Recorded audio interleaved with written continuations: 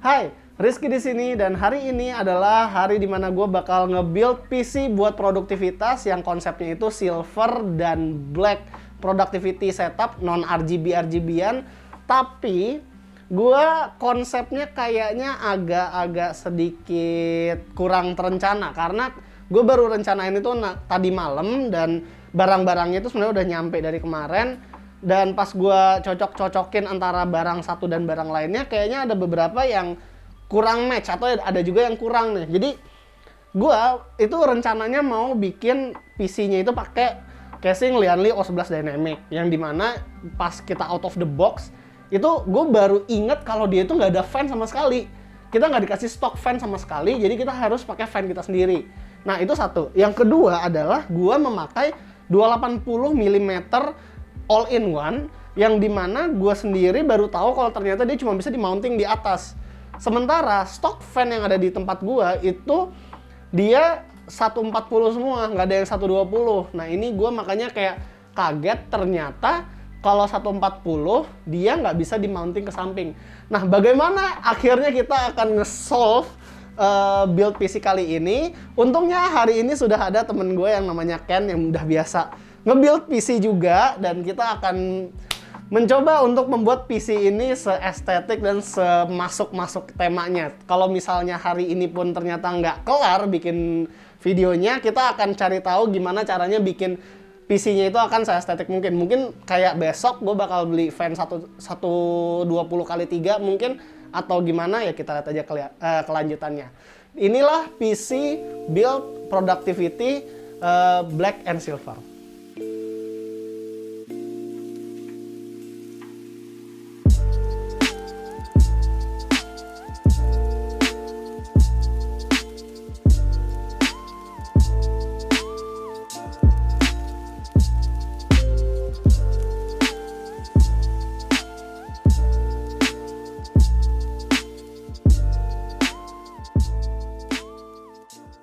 Di dalam rakit PC yang kali ini, kami memakai konsep itu productivity yang tanpa RGB-RGB-an.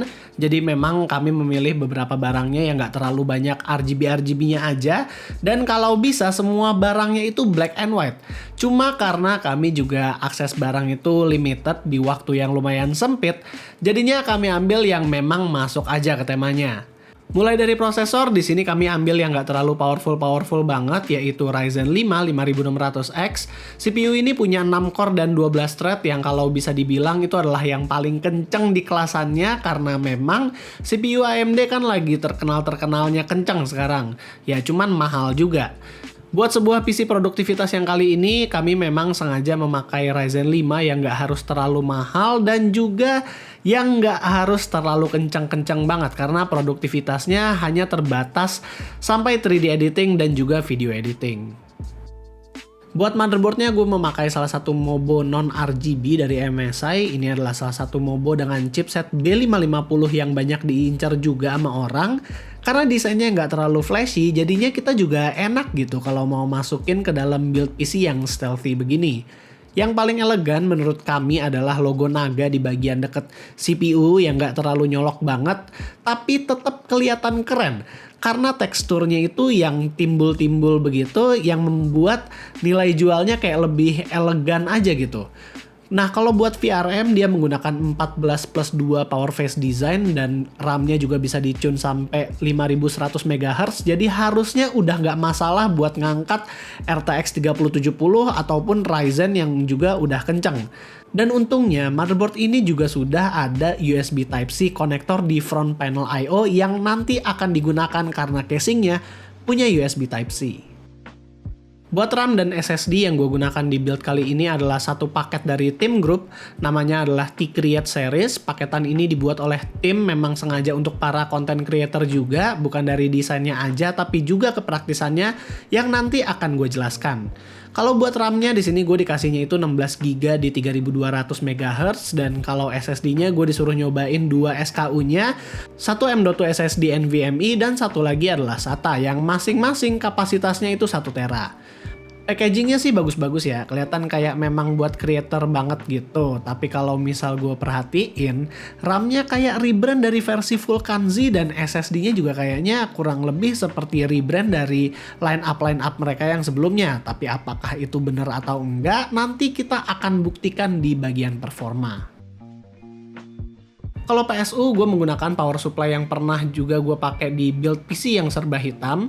NZXT C750 ini adalah power supply premium yang tentunya udah pakai Japanese kapasitor dan juga packagingnya rapih-rapih banget, ada tasnya pula. Memang kemahalan sih power supply-nya, tapi kalau mau buat PC yang serba stabil dan juga reliable untuk ngangkat spek yang gede banget, ya pakai power supply macam ini itu cocok lah. Sayangnya C750 bukanlah power supply digital, jadi belum bisa diset di NZXT Cam, tapi tentunya di bagian belakang ada switch buat menyalakan silent fan. Jadi PC yang kita build ini masih tetap bisa silent. Nah, salah satu barang favorit gue di PC build yang kali ini itu adalah coolingnya. Alasannya gampang, karena cooling ini adalah sebuah all-in-one cooling yang elegan dan juga punya performa yang mengesankan. Kelengkapannya aja banyak, selain kita dikasih cooling dan beberapa aksesoris untuk AMD dan Intel, kita juga dikasih water refill coolant apabila sewaktu-waktu itu kering. Water refill coolant tersebut bisa diisi lewat radiatornya, bagian water block ini juga bisa nyala-nyala, tapi untuk yang Be Quiet punya ini, tentunya warnanya cuma putih aja.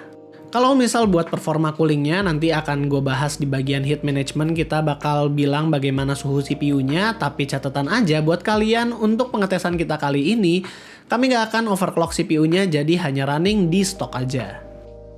Setelah disimpan cukup lama, akhirnya gue pakai juga casing yang kali ini buat build PC video. Lianli O11 Dynamic adalah casing yang udah banyak memang menangin penghargaan karena dengan desain yang keren, terus fitur-fiturnya banyak dan juga pemasangan yang praktis banget.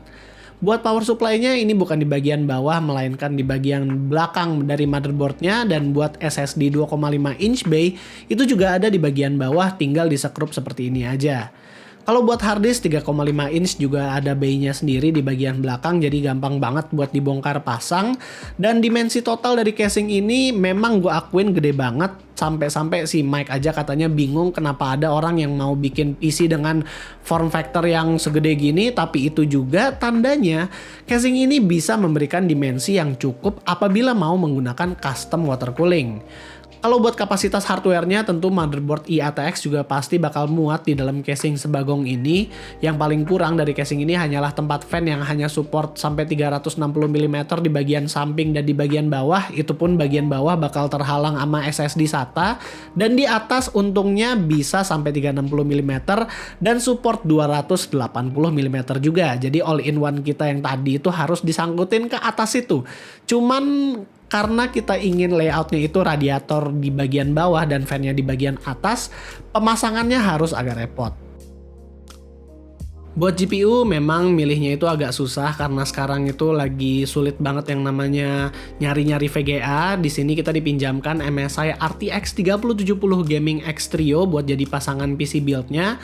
Gua tahu memang nggak terlalu cocok buat sebuah PC stealthy, cocoknya sih sebenarnya Ventus, tapi karena VGA lagi langka begini ya apa boleh buat lah.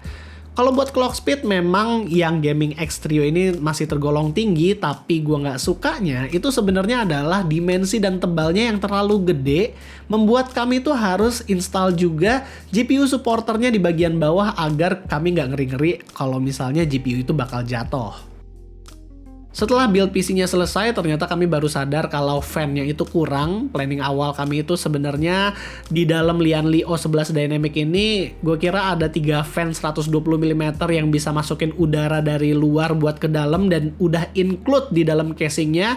Tapi ternyata saat tahu kalau case-nya itu nggak ada fan sama sekali, jadi kami nyari fan mana yang warnanya masih satu tema dengan build PC-nya. Di sini kami nemuin ada fan Skite yang warnanya putih. Selain dia warnanya pas sama estetik build PC yang kali ini, dia juga harganya affordable banget. Beli 3 ini nggak nyampe 500 ribuan. Di dalam boxnya hanya ada fan, extender kabel, dan 4 sekrup penahan fan. Tentunya ketiga fan ini gue taruh di bagian samping buat ngambil udara luar buat masuk ke dalam PC-nya. Dan saat pertama gue lihat ini ada extender, gue ngira ini nggak akan bakalan kepake. Tapi ternyata karena kabel dari fan-nya itu pendek banget, gue harus pakai extender lagi agar fan-nya itu bisa nyampe ke fan header. Nah, kalau buat performa tentunya PC ini bakal jalan selayaknya PC dengan performa tinggi, namanya juga dengan spek gahar kan, Ryzen 5 5600X dan juga RTX 3070.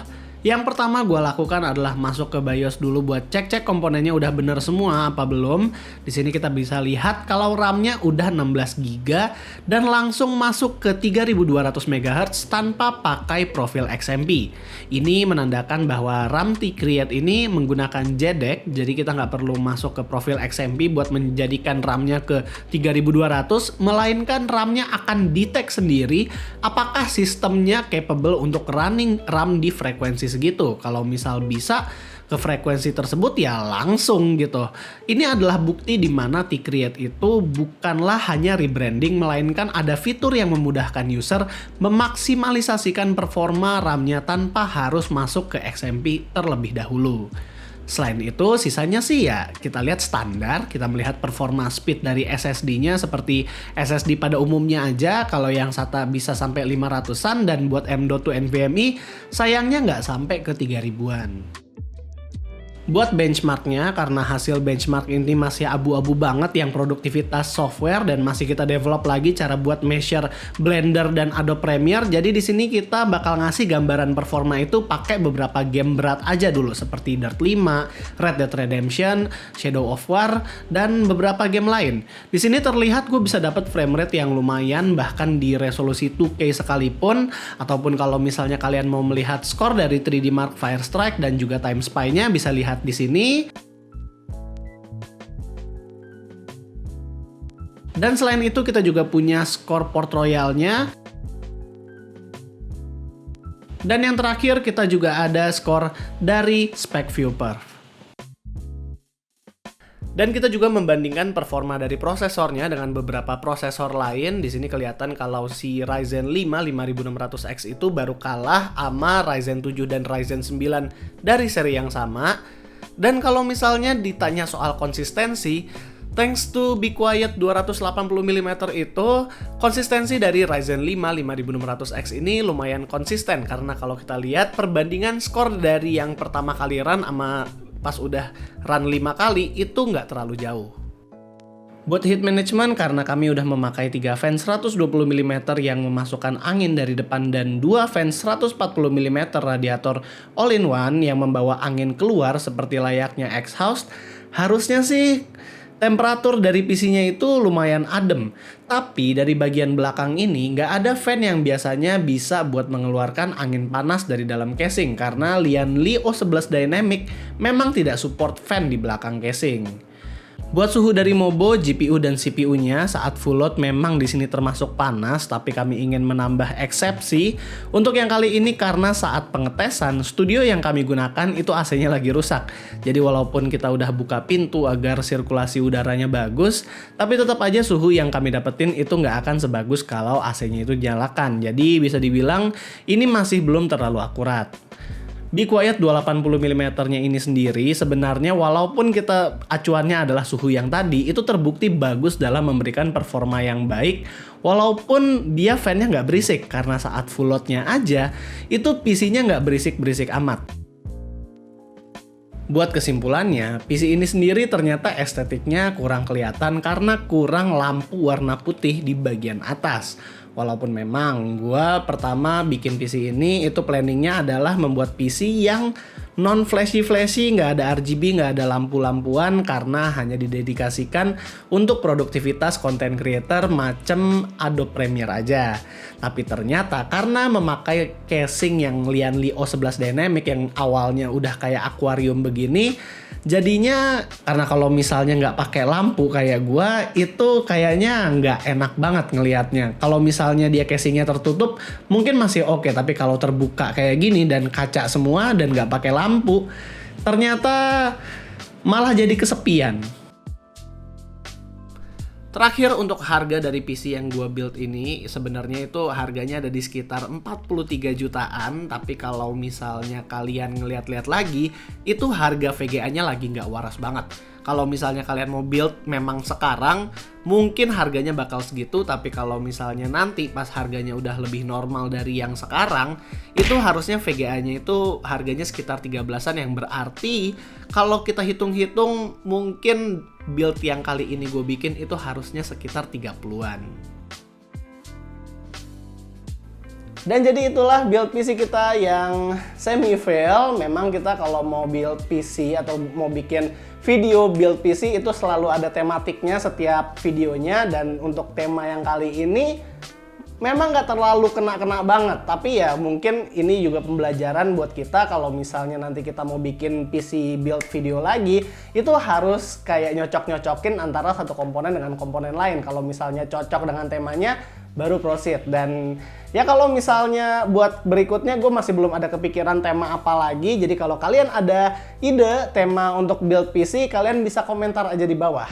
Terakhir dari gue, kalau misalnya kalian suka dengan videonya, jangan lupa untuk kasih kita like, share, dan subscribe. And as always, gue Rizky, stay safe.